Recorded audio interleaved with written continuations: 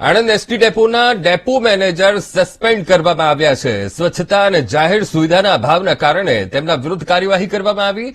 Depot manager Kamlesh શ્રીમાળીને નબળી કામગીરી બદલ સસ્પેન્ડ કરવામાં આવ્યા છે. તો શુભયાત્રા સ્વચ્છયાત્રા દરમિયાન પણ કમલેશ શ્રીમાળી વિવાદમાં આવ્યા હતા.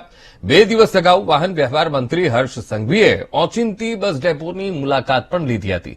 ત્યારે હર્ષ સંઘવીની મુલાકાતમાં કેટલીક બાબતમાં અવ્યવસ્થા જોવા મળી હતી. ત્યારે પીટલાદ ડેપો મેનેજરને આણંદ એસટી ડેપોનો ચાર્જ સોંપવામાં આવ્યો છે.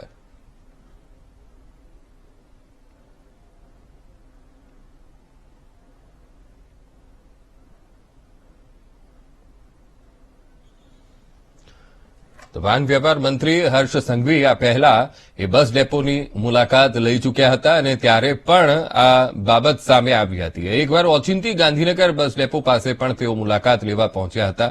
6 ડિસેમ્બરે ત્યાં એક તરફ સ્વચ્છતા અભિયાનના ભાગરૂપે ત્યાં સ્વચ્છતા કરવામાં આવી હતી અને સોશિયલ મીડિયા ઉપર એ વિડીયો પણ મૂકવામાં આવ્યા હતા. ત્યારે 21 ડિસેમ્બરે હર્ષ સંઘવી વાહન વ્યવહાર મંત્રી તેઓ ત્યાં પહોંચ્યા હતા અને કેટલીક અવ્યવસ્થા તેમના ધ્યાને આવી હતી. ત્યારે આ ડેપો મેનેજર સામે કાર્યવાહી કરવામાં આવી છે.